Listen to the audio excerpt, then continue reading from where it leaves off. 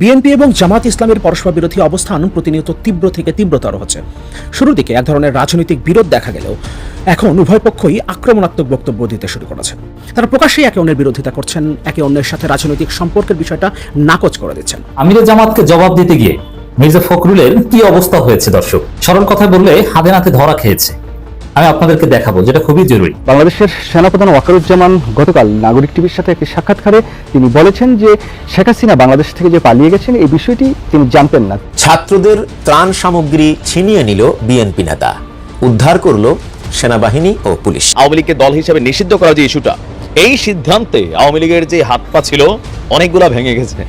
এতদিন যাবত আমরা দেখেছি আওয়ামী লীগের অনেক নেতাকর্মী বা এমপি মন্ত্রীরা অ্যারেস্টের পর হাসাহাসি করতেছিল, কারণ ভরসাটা কোথায় ছিল। তাতে ইট ওয়াজ ভেরি ক্লিয়ার মিলিটারি কাজটা করেছে। ডিফারেন্স হচ্ছে এটা একটা নতুন মডেলের কু, যেখানে মিলিটারি নিজে সামনে এসে ক্ষমতা নেই, ক্ষমতা মিলিটারির হাতে ছিল। বাংলাদেশ থেকে কিভাবে ইন্ডিয়া আউট হয়ে গেছে এবং যে ইন্ডিয়া কিছুদিন আগেও বাংলাদেশকে একটি তাদের নিজেদের উপনিবেশ ভাবত, সেই ইন্ডিয়ার আজকে বাংলাদেশে কোনো খাওয়া নেই। যিনি তাকে নিয়োগ দিয়েছেন ডক্টর মোহাম্মদ ইউনূস, এই নিয়োগের ফলে তিনিও বিপত্তির মধ্যে পড়বেন। কারণ কি? কারণ হলো আমরা ডক্টর আসিফ নজরুলের আজকের এই বক্তব্যকে ঘৃণা ভরে প্রত্যাখ্যান করেছি। আমরা ওনাকে প্রশ্ন রাখতে চাই যে উনি কি আওয়ামী লীগকে পূর্ণ প্রতিষ্ঠা করার দায়িত্ব নিয়েছেন? আসসালামু আলাইকুম দর্শক, গুরুত্বপূর্ণ একটি নিউজে আপনাকে স্বাগতম। দর্শক, বর্তমানে বাংলাদেশের রাজনৈতিক পরিস্থিতির প্রেক্ষাপটে যে উত্তাপ তৈরি হয়েছে তারই মধ্যে দিয়ে আপনাদের সামনে বেশ কয়েকটি গুরুত্বপূর্ণ ভিডিও নিয়ে মূলত আপনাদের সামনে হাজির হয়েছি। তাই বলবো দর্শক শ্রোতা, যারা ভিডিওটি অন করেছেন তারা সম্পূর্ণ ভিডিওটি মনোযোগ সহকারে দেখতে থাকুন। এমনকি দর্শক, আমি আশা করি যে যার কিছু বিশেষ অংশ আপনারা ভিডিওর প্রথমেই দেখে ফেলেছেন। দর্শক শ্রোতা, এই বিষয় নিয়ে আমি আর বেশি আলোচনা করব না। যারা এখন পর্যন্ত চ্যানেলটি সাবস্ক্রাইব করেননি, চ্যানেলটি সাবস্ক্রাইব করুন। আর যারা ইতিমধ্যেই করে রেখেছেন তাদেরকে অসংখ্য অসংখ্য ধন্যবাদ। তো চলুন একটি লাইক দিয়ে আমরা ধারাবাহিকভাবে সবকটি ভিডিওর আলোচনা মনোযোগ সহকারে দেখে আসি। এবং জামাত ইসলামের পরস্পর বিরোধী অবস্থান প্রতিনিয়ত তীব্র থেকে তীব্রতর হচ্ছে। শুরুর দিকে এক ধরনের রাজনৈতিক বিরোধ দেখা গেলেও এখন উভয় পক্ষই আক্রমণাত্মক বক্তব্য দিতে শুরু করেছে। কয়েকদিন আগে এটিএন বাংলাকে দেওয়া সাক্ষাৎকারে জামাত ইসলামের আমির ডাক্তার শফিকুর রহমান বিএনপিকে জালিম এবং স্বৈরাচার বলে অভিহিত করেছেন। তিনি সরাসরি বিএনপির নাম উচ্চারণ করেননি, কিন্তু তিনি যে প্রেক্ষিতে এই দুটো শব্দ উচ্চারণ করেছেন তাতে পরিষ্কার তিনি বিএনপিকে উদ্দেশ্য করেই এই কথা দুটো বলেছেন। একটা জায়গায় তিনি বলেছেন একটা জালিমকে সরিয়ে আর একটা জালিমকে ক্ষমতায় বসানোর জন্য ছাত্র জনতার গণ অভ্যুত্থান হয়নি। আরেকটা জায়গায় তিনি নির্বাচন নিয়ে করা একটা প্রশ্নে নির্বাচন কবে নাগাদ চান জামাত ইসলামের আমির, এমন একটা প্রশ্নের জবাবে তিনি একটা জায়গায় বলছেন একটা স্বৈরাচারের পতন ঘটেছে, আরেকটা স্বৈরাচার সেখানে ক্ষমতায় বসার জন্য উদ্গ্রীব।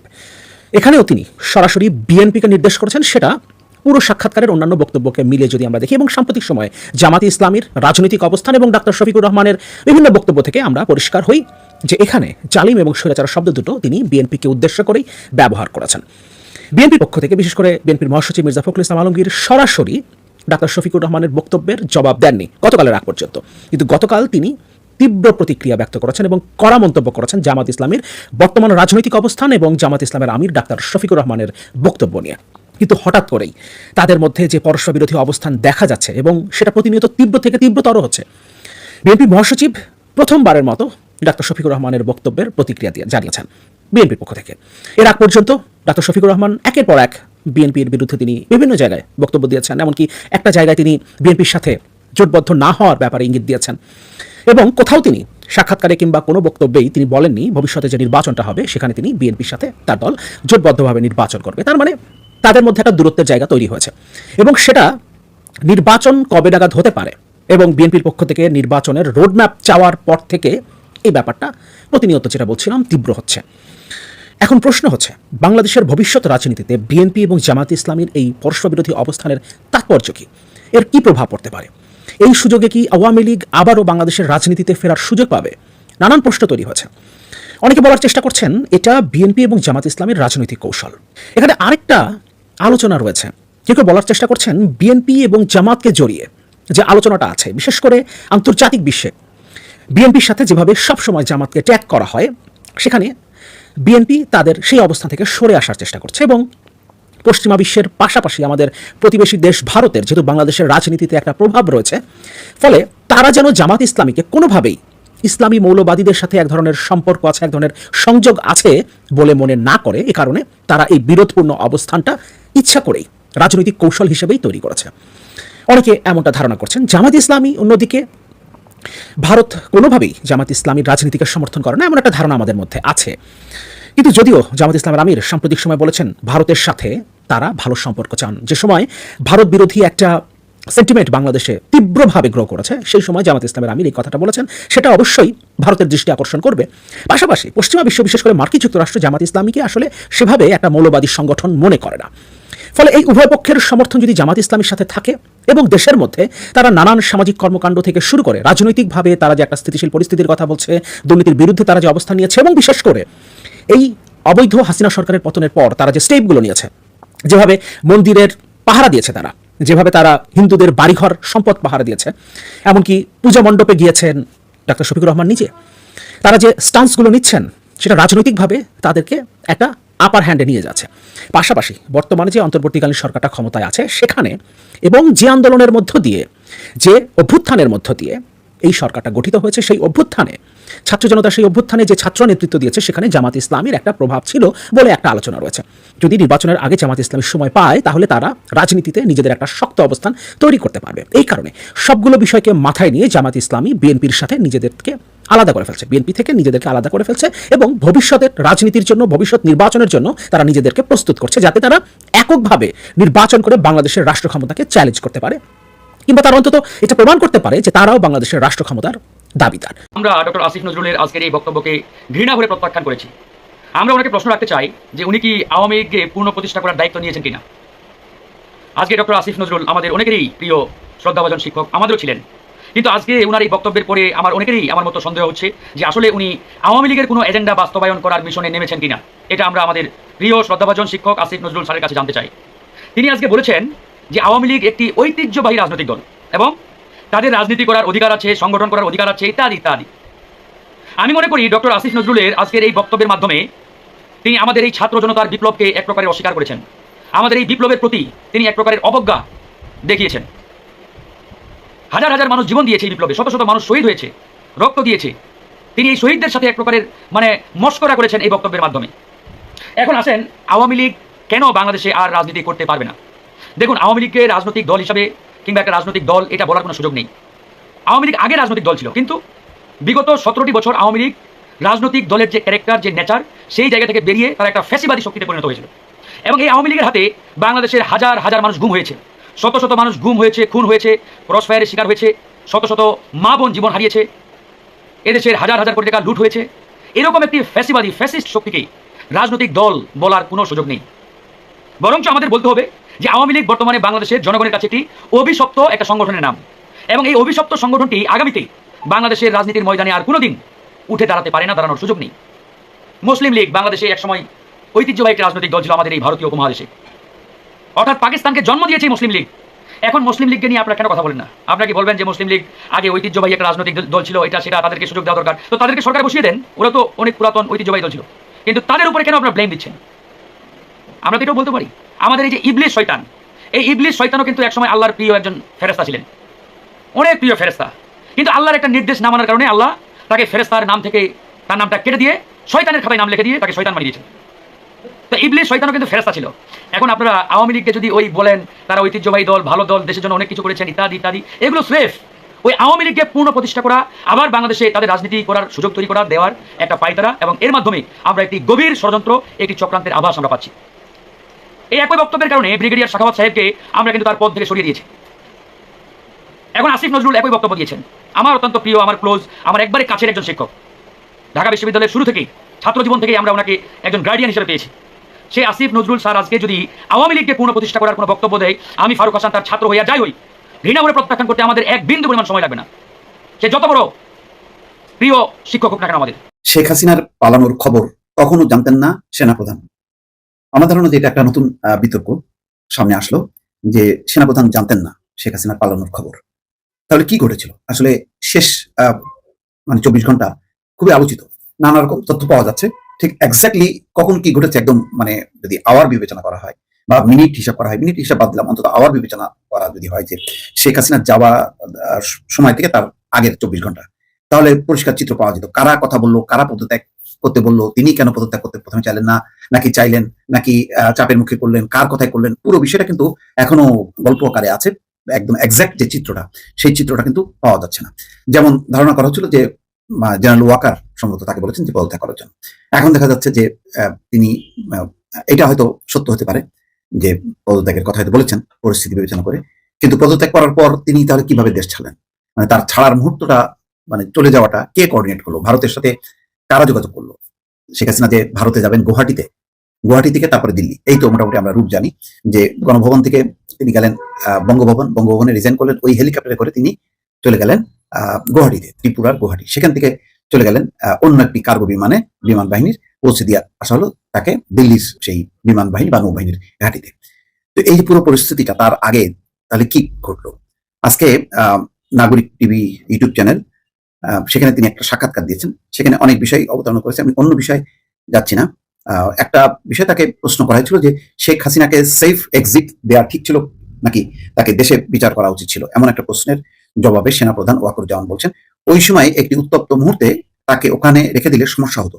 আর প্রথম কথা হচ্ছে, আমি তো রাজনৈতিক দলগুলোর সঙ্গে আলাপ আলোচনা করছিলাম, তখন আমাকে কিছু ব্যক্তি বলেছে যে উনি তো চলে যাচ্ছেন, উনি অলরেডি রান, অর্থাৎ একেবারে যাওয়ার পথে। তো এটা আমি জানতাম না যে উনি দেশ ছেড়ে যাচ্ছেন।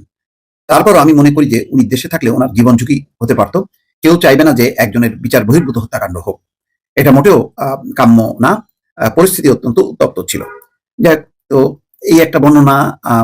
আমার ধারণা ছিল যে উনি হয়তো পদত্যাগ এবং মানে যাওয়ার মুহূর্তটা তিনি হয়তো কোঅর্ডিনেট করেছেন বা উপস্থিত ছিলেন, এরকম একটা অনেকের ধারণা থাকতে পারে। কিন্তু এখন বোঝা যাচ্ছে যে না, তাহলে এসএসএফই তাকে হেলিকপ্টার পর্যন্ত তুলে দিয়েছে, তারপরে পুরো বিষয়টা হয়তো এসএসএফ কমিউনিকেট করতে পারে। এছাড়াও অন্য কিন্তু ঠিক একটা ব্যাখ্যা, আমার ধারণা যে পুরো শেষ মুহূর্তের কি হয়েছিল, কিভাবে সংঘটিত হয়েছিল, এটা অন্তর্বর্তী সরকারের পক্ষ থেকে জানানো উচিত। তাহলে কার কি ভূমিকা, কে কি দায়িত্ব পালন করলো নাকি করলো না, এটা নিয়ে একটা কনফিউশন তৈরি হবে এবং মিশামিশি একটা সন্দেহ বা দোষারোপের ঘটনা ঘটতে পারে। এখন এটা খুব গুরুত্বপূর্ণ প্রশ্ন যে সেফ এক্সিট কেন দেওয়া হলো, যেখানে যার বিরুদ্ধে গণহত্যার অভিযোগ আছে, এরকম হত্যাকাণ্ডের পর সাধারণত এই ধরনের যদি হত্যাকাণ্ডের ঘটনা না থাকতো তাহলে সেফ এক্সিট ঠিক আছে, সেটা অন্য প্রশ্ন। যেমন আমরা যদি আফগানিস্তানের কথা ধরি, যে আফগান প্রেসিডেন্ট যেভাবে আশরাফ গনি যেভাবে গেলেন, তো সেটার একটা যুক্তি আছে, তিনি তার গণহত্যা করেননি, তার একটা বিষয় আছে আরো অন্যান্য। কিন্তু এখানে তো একদম পরিষ্কার গণহত্যার অভিযোগ আছে। সেই গণহত্যার অভিযুক্ত একজনকে তাহলে কে বিদায় করলো, কিভাবে বিদায় করলো? জেনারেল ওয়াকারের কথায় একটা যুক্তি আছে যে যদি এখানে থাকতেন তাহলে উত্তপ্ত পরিস্থিতি হতো এবং মানুষ ক্ষুব্ধ হয়ে হয়তো তাকে মেরে ফেলতে পারতো, এরকম একটা ব্যাপার আছে যদি গণভবনে থাকতো। এমনকি যে কোনো জায়গায় থাকলে, ক্যান্টনমেন্টে থাকলে হয়তো ক্যান্টনমেন্টের ভিতরে মানুষ ঢুকে যেত, এমনটা আমি মনে করি না। কিন্তু গণভবন নিঃসন্দেহে এটা ঝুঁকিপূর্ণ জায়গা তার জন্য হতো, এবং এটা মানুষ কোনোভাবেই ক্ষমা করতো না।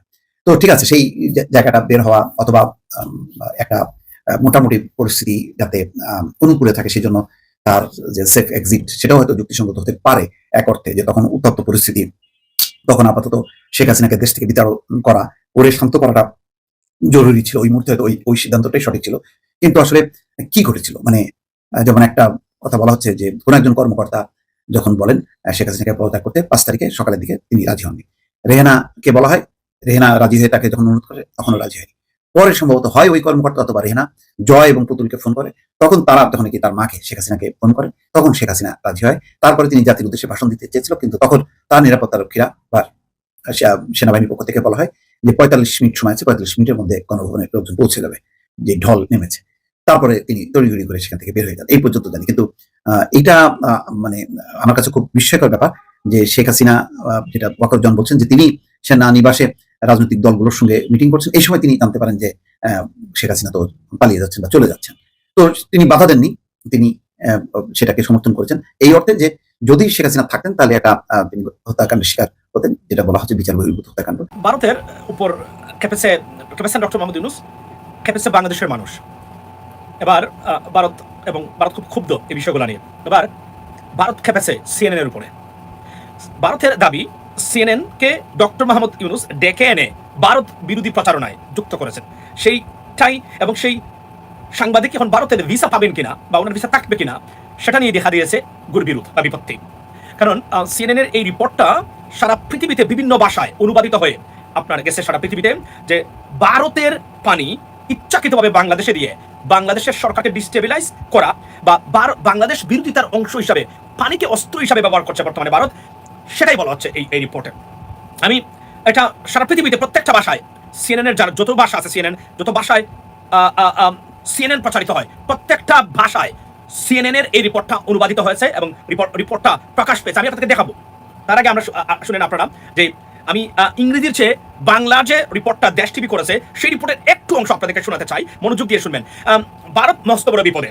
জাতিসংঘ গতকালকে বলেছেন যে ভারতের পানিতে সয়লাভ আপনার এই বাংলাদেশ, এবং তারা মনে করেন যে ডক্টর মোহাম্মদ ইউনুসই নাকি তাদেরকে বলে দেন, এবার জাতিসংঘকে বলেছেন এবং সিএনএনকে ডেকে নিয়ে এসে, এবং সিএনএন নাকি আসছিল শুধুমাত্র ভারত যে বাংলাদেশে পানিকে অস্ত্র হিসাবে বাংলাদেশিদের বিরুদ্ধে ব্যবহার করছে সেটা প্রকাশ করা বা প্রমাণ করার জন্যই নাকি সিএনএনকে ডেকে এনেছেন আপনার ডক্টর মোহাম্মদ ইউনুস। এটাই তারা ইনডাইরেক্টলি বলার চেষ্টা করেছেন ভারতের বিভিন্ন পত্রপত্রিকায়। রিপোর্টটা দেখেন 1 মিনিটে। পানির জলে ভাসছে বাংলাদেশের দক্ষিণ পূর্বাঞ্চলের ফেনী জেলা। সেখানকার মানুষের দুর্ভোগ কতটা চরমে পৌঁছেছে তা খালি চোখে না দেখলে বোঝার উপায় নেই।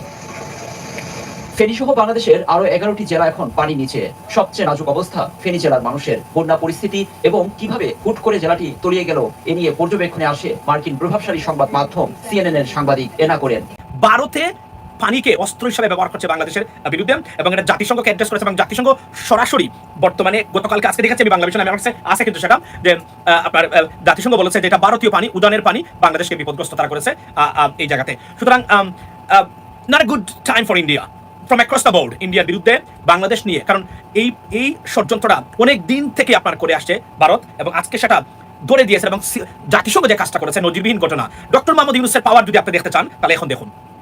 আপনারা অনেকে হয়তো ওনাকে বিভিন্ন সমালোচনা করছেন কোনো কারণ ছাড়াই, অনেকে ব্যক্তিগত স্বার্থের কারণে, তবে ডক্টর মোহাম্মদ ইউনুসের পাওয়ার যে western countries particularly North American European কান্ট্রিজে কি ধরনের পাওয়ার আছে এবং স্প্যানিশ কান্ট্রিগুলোতে তার একটা সুস্পষ্ট প্রমাণ কিন্তু আপনার সেখানে জাতিসংঘ সরাসরি বলছে ভারতীয় পানি বাংলাদেশ সয়লাভ। এটা আনপ্রেসিডেন্টেড, এটা আমরা দেখি না এর আগে। এটা সিরিয়াসলি আমি তো violation of kind of diplomatic norms, but তারা এখানে সরাসরি বলছেন। এবং CNN এসে এবং ইংরেজি রিপোর্টটা আমি পুরো দেখাতে পারবো না, because I got very limited time right now. গো পরবর্তী সময় আমি আসবো অন্য সময় আজকেই। তবে আমি এই মুহূর্তে আমি শুধু আসার এই ভিডিওর মূল উদ্দেশ্যটা হলো আপনাদেরকে দেখানো যে ভারতের বাংলাদেশের বিরুদ্ধে যে দুশ্মনী, বিশেষ করে পানিকে অস্ত্র হিসেবে একটা শানে নুজুল বা কনসিকুয়েন্স আছে। What is the consequence? Is gonna go to the international court for sure, because United Nations right now very aware of it. America aware of it, that's why CNN, the same CNN, তারা বলছেন যে আপনি দেখেন মূল উদ্দেশ্যই ছিল আনাকুরের, উনি কিন্তু very famous journalist, I know her very well as well, মানে ওনার দেখি আমরা রিপোর্টটা দেখি আর কি, পার্সোনালি না, ওনার রিপোর্টগুলো আমরা অনেক জায়গাতে আমরা দেখেছি। উনি Asia, Africa, middle east cover করে থাকেন।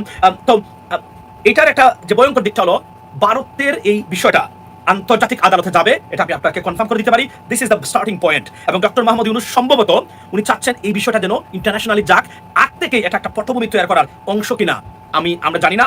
It is probably yes, because এই যে CNN এর রিপোর্টটা, এই রিপোর্টটাই রেফারেন্স হিসাবে মনে রাখবেন। ওনাদের কাজ different, you have to understand. তারা যে কাজগুলো করবেন, বিশেষ করে ডক্টর মোহাম্মদ ইউনুস ইন্টারন্যাশনাল, ওটা কিন্তু আমাদের শেখ হাসিনার মতো না, যাইটা তাই বলে গেল, এসে যাইটা তাই আপনার বলে গেলাম ভারত বিরোধী, সরি যুক্তরাষ্ট্র বিরোধী, ইউরোপিয়ান বিরোধী, যাইটা তাই বললাম, যাইটা তাই করতাম। শেখ হাসিনা ছিল, এই জন্য মহিলাটা সিরিয়াস অধপতন হয়েছে। আজকে ভিডিওর পরবর্তী যে ভিডিও সেটা দেখাবো আমরা, যে শেখ হাসিনা কি পালিয়ে গেছিলেন, সেনাবাহিনীর প্রধান সব তত্ত্বকে মানে ঘুরে আপনার চুরমাচুর করে দিয়ে উনি যে তত্ত্ব দিয়েছেন শেখ হাসিনার পালানো নিয়ে, আরো দুঃসংবাদ আওয়ামী লীগের জন্য, আরো দুঃসংবাদ শেখ হাসিনার জন্য, আরো দুঃসংবাদ যারা আওয়ামী ফেসিস্ট রেজিমের কে ফলো করে থাকেন তাদের জন্য। It is coming very soon. এবং টুডে আমি যখন আমি সময় পাবো তখন আমি আসবো। তবে এই মুহূর্তে হলো পানি যে অস্ত্র হিসেবে ব্যবহার করছে ভারত বাংলাদেশের বিরুদ্ধে, সেটা সুস্পষ্টভাবে বা এডিকুয়েটলি প্রিসাইসলি প্রমাণ করেছে CNN, এবং জাতিসংঘ সেটাকে অ্যাকসেপ্ট করেছে যে ভারতেই বাংলাদেশে বন্যার অন্যতম কারণ, এবং এটা ইন্টেনশনাল বলে তারা মনে করেন। One kind of war, water war against আপনার Bangladesh and Bangladesh. Ladies and gentleman, দর্শক, আমার মনে হয় আপনারা সবাই মনোযোগ সহকারে সব কয়টি ভিডিওর আলোচনা শুনেছেন এবং সব কিছুই খুব ভালোভাবে বুঝতে পেরেছেন। দর্শক শ্রোতা, এই ভিডিও সম্পর্কিত আপনাদের মূল্যবান মতামতটি আমাদেরকে কমেন্ট করে জানিয়ে দিন। দর্শক, ভিডিওটি শেষ করছি এখানেই। আবারও দেখা হবে এরকম কোনো একটি আপডেট ভিডিও নিয়ে। তো সে পর্যন্ত সবাই ভালো থাকুন, সুস্থ থাকুন। আল্লাহ হাফেজ।